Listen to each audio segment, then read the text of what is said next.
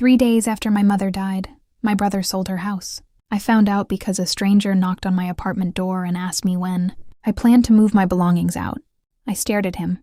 My belongings? He held up a folder. I'm the buyer. For a moment, I couldn't breathe. My mother had been buried only 3 days earlier. Her black dress was still hanging behind the bedroom door. Her prescription bottles were still lined up beside the kitchen sink. There was still a half-empty box of tea on her counter, the kind she used to make whenever I visited. And somehow my brother Daniel had already sold the house. I called him immediately. What did you do? He didn't sound surprised. I handled it. You sold Mom's house? She left it to me. I sat down. No, she didn't. Daniel sighed. Emily, you need to accept reality. Mom knew what she was doing. I remembered the last conversation I'd had with her. It was less than a month before she died. We were sitting on the back porch, watching the rain hit the garden. She had taken my hand and said, "Whatever happens, don't let anyone make decisions for you just because you're grieving." At the time, I thought she was talking about medical decisions. Now I wasn't so sure. Where is the will? I asked Daniel. With the attorney. Which attorney?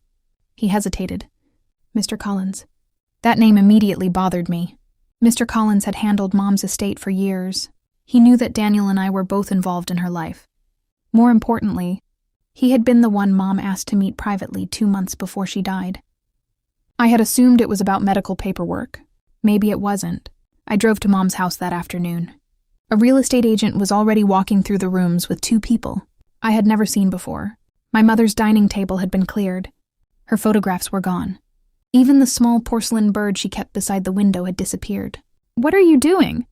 I demanded. The agent looked uncomfortable. Your brother gave us authorization to prepare the property for closing. I turned toward Daniel. You didn't even wait until she was buried. His face hardened. You're making this emotional. Of course I'm emotional. She's our mother. He lowered his voice. You need to understand something, Emily. Then he said the sentence that changed everything. You don't have a right to this house. But Daniel didn't know one thing. I still had the last voicemail Mom ever left me. And in that message, she had said something about the house that I had completely forgotten. I played Mom's voicemail 3 times before. I finally understood why it had stayed in my mind. Her voice sounded weak but clear. Emily, sweetheart, if Daniel starts talking about selling the house, don't agree to anything until you speak to Mr. Collins. There's something I need you to know, but I want to tell you myself. Then the message ended. That was it. No explanation, no secret, just enough to make my heart race. I called Mr. Collins the next morning. When I told him about the sale, there was a long silence. Emily, he finally said, did Daniel show you any paperwork? He says Mom left the entire house to him. Another pause. That's not what I remember. I sat upright. What do you mean? I'd rather discuss this in person. He arrived at Mom's house that afternoon carrying a thick leather folder. Daniel was already there. The moment he saw Mr. Collins, his expression changed. You didn't need to call him, Daniel said. I did. Mr. Collins placed the folder on the dining table. Daniel, before we discuss the property, I need to ask you a question. Daniel crossed his arms. What? When did you list the house for sale? Daniel looked away. After Mom died. Mr. Collins opened the folder. That isn't true. My stomach tightened. He pulled out a printed email. It was dated 6 weeks before Mom died. The email was from Daniel to a real estate agent. The subject line read, Mother's house, quick sale. I stared at the screen. Daniel immediately said, That doesn't mean anything. I looked at him. 6 weeks before she died? She was sick. We knew the house would eventually need to be dealt with, but Mom was still alive. He didn't answer. Mr. Collins turned another page. There's something else. This time it was a bank document. Daniel had already arranged financing for another property. The address was in a wealthy neighborhood outside Philadelphia. The purchase depended on the proceeds from Mom's house. I looked at Daniel. You were buying another house with her money? It wasn't like that.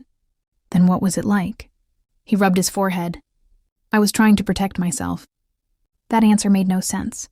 But before I could ask what he meant, Mr. Collins quietly said something that changed the entire conversation. Emily, your mother knew Daniel was planning to sell the house. I froze. You told her? No. Then how did she know? Mr. Collins looked at me. Because your mother came to my office 11 days before she died. Daniel suddenly stood up. What did she tell you? Mr. Collins didn't answer him. He looked directly at me instead. And then he said, she changed her estate plan. For several seconds, nobody spoke. I looked at Daniel. He was staring at Mr. Collins as if he had just heard a death sentence. What did Mom change? I asked. Mr. Collins opened the folder. She created a new trust for the house. Daniel shook his head. That's impossible. She signed it 11 days before her death, Mr. Collins replied. He placed the document in front of me. My name was there. So was Daniel's. But neither of us owned the house outright. Mom had divided control between us. I looked at the final page. If either child wants to sell, I read slowly, the other must consent. Daniel suddenly pulled out his phone. Then the sale is invalid? Mr. Collins nodded. Yes. I should have felt relieved. Instead, I felt something colder. Why would Mom create this? Mr. Collins looked at Daniel. Because she was worried. About what? He didn't answer immediately. Then he reached into the folder and pulled out a handwritten letter. This was delivered to me with the trust documents. My hands trembled as I opened it. Mom had written only a page. She explained that Daniel had visited her several times during the months before her death. He had talked about debt, about his business, about needing a fresh start, and according to Mom, he had repeatedly asked what would happen to the house. Then I reached the sentence that made my chest tighten. Daniel believes the house is his because he thinks he has earned it. I looked up. Daniel's face had gone pale. That's not what happened.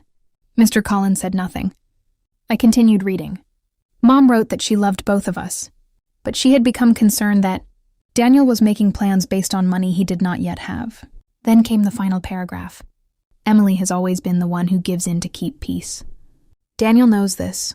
I don't want my death to become another situation where she feels pressured to surrender. I stopped reading. Suddenly, years of family arguments came rushing back. Daniel choosing the restaurant. Daniel deciding holidays. Daniel borrowing things and assuming I wouldn't object. And every time I had told myself, it's easier to let it go. He knew that. Mom knew that too. I looked at my brother. You knew I'd eventually give in? Daniel's eyes filled with tears. I thought you would understand. No, I said quietly. You thought I'd do what I always did. He looked down. Then Mr. Collins placed one final document on the table. It was the contract for the house sale, and beneath Daniel's signature was something I hadn't noticed before. The buyer wasn't a stranger. It was Daniel's business partner. I stared at the contract. Daniel's business partner had agreed to buy Mom's house for almost $180,000 below its estimated market value. The plan was obvious. They would buy it cheaply, renovate it, and resell it for a profit. Daniel had not simply sold our mother's house. He had tried to turn her death into a business opportunity. I looked at him. Did Mom know? Daniel swallowed. She knew I was struggling. That wasn't my question. He looked away. No. Mr. Collins closed the folder. The sale cannot legally proceed. Your mother's trust requires both signatures. Daniel sat down. For the first time, he looked less angry than broken. I thought I could fix everything, he whispered. What? My business, my debts, everything. He rubbed his face. I thought if I sold the house, I could pay off what I owed and start over. And you decided I didn't deserve a say? He didn't answer. That answer was enough. The following week, the buyer withdrew. Daniel's business partner stopped speaking to him. And the house remained ours. But I still couldn't understand one thing. Why had Mom trusted me with that voicemail? Mr. Collins finally explained. She didn't want you to fight your brother, he said. She wanted you to stop surrendering every time someone made you feel guilty. Then he handed me another envelope. My name was written across it in Mom's handwriting. Inside was a short letter. Emily, I know you love your brother. That's why you will probably forgive him before you admit you're angry with him. But forgiveness should never require you to disappear, I cried. Daniel read the letter over my shoulder. For a long time, neither of us spoke. Then he said, she knew me. I looked at him. She knew both of us.